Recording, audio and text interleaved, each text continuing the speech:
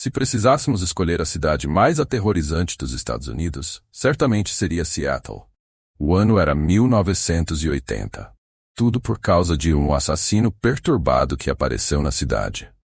Ele costumava deformar o corpo de suas vítimas femininas, enquanto elas ainda estavam vivas, torcendo seus corpos para que parecessem uma mesa. Suas pernas e braços faziam as pernas da mesa, enquanto o peito e a barriga formavam o tampo. Em cima dessa mesa, ele colocava 2 peixes e uma garrafa de bebida. Podemos imaginar que o assassino provavelmente usava essa mesa para comer, ler o jornal e até mesmo limpar suas armas. Ao lado da vítima havia um jornal no chão que trazia notícias sobre o assassino da Caixa Verde de Seattle, que estava aterrorizando a cidade ao matar mais de uma dúzia de pessoas por ano.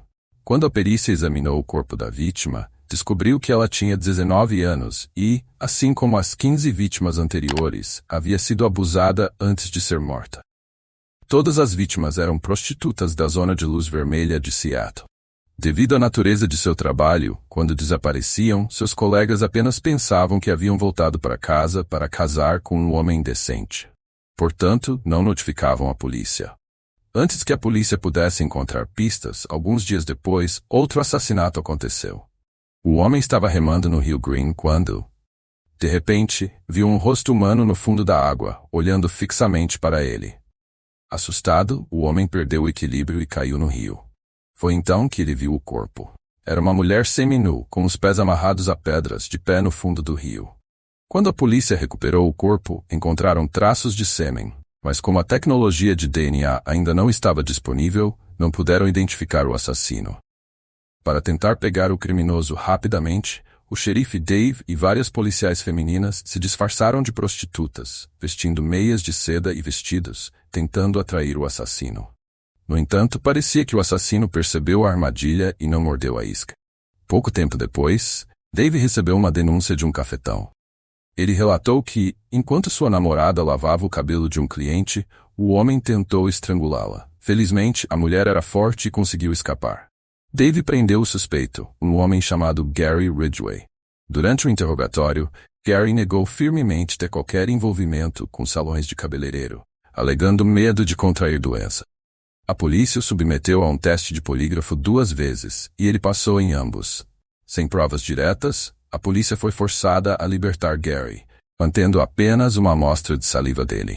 Apesar dos esforços de uma equipe de 10 policiais, o assassinato no Rio Green continuou.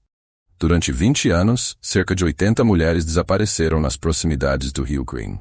Incapaz de resolver o caso, a força-tarefa foi eventualmente dissolvida. Apenas o capitão Dave continuou investigando. O tempo passou e em 2001, a análise de DNA finalmente revelou que os restos encontrados no local pertenciam a Gary Ridgway.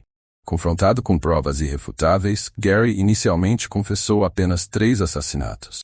Dave, no entanto, prometeu a Gary que se ele confessasse todos os assassinatos, o tribunal não o condenaria à morte, mas sim à prisão perpétua. Tendo uma oportunidade, Gary admitiu ter cometido 48 assassinatos e ajudou a polícia a localizar dezenas de corpos. No entanto, o número real de vítimas era muito maior, pois Gary confessou que havia matado tantas pessoas que não conseguia lembrar. Quando o caso foi divulgado, causou um grande alvoroço. Aqueles que conheciam Gary ficaram incrédulos, pois nos últimos 20 anos ele havia trabalhado diligentemente como pintor, frequentemente ajudava seus vizinhos a repintar suas paredes de graça.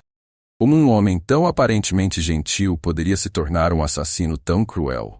A história de Gary começou cedo. Quando ele tinha 13 anos, ainda molhava a cama, e sua mãe, enquanto gritava com ele, limpava a sujeira de maneira agressiva. O envergonhava profundamente e o fez começar a desprezar as mulheres. Com um QI de apenas 82, Gary passou 5 anos no ensino médio e, após se formar, ficou desempregado. Ele então decidiu se alistar no exército. Apesar de ser casado, Gary frequentava salões de massagem e se envolvia com prostitutas sem usar proteção, eventualmente contraindo gonorreia. Mesmo assim, ele continuou seu comportamento imprudente, espalhando a doença para outras mulheres. Quando voltou para casa, descobriu que sua esposa havia o deixado por outro homem. Cheio de ódio pelas mulheres, mas ainda com fortes impulsos sexuais, ele rapidamente começou a namorar 3 mulheres diferentes. Gary tinha fantasias sexuais perturbadoras, exigindo que suas namoradas fizessem sexo em lugares públicos, como cinemas, supermercados, debaixo de pontes e parques. E ele gostava de práticas sexuais incomuns. Insatisfeito com seus relacionamentos, ele atraía prostitutas para o Rio Green e, após satisfazer seus desejos perversos, estrangulava-as e afundava seus corpos no rio. Ele até posava os corpos em posições grotescas para satisfazer suas perversões. No final, Gary Ridgway foi condenado por 48 assassinatos, recebendo 48 penas de prisão perpétua sem possibilidade de liberdade condicional. No entanto, o número real de vítimas provavelmente é muito maior, algo que nem mesmo Gary é capaz de lembrar.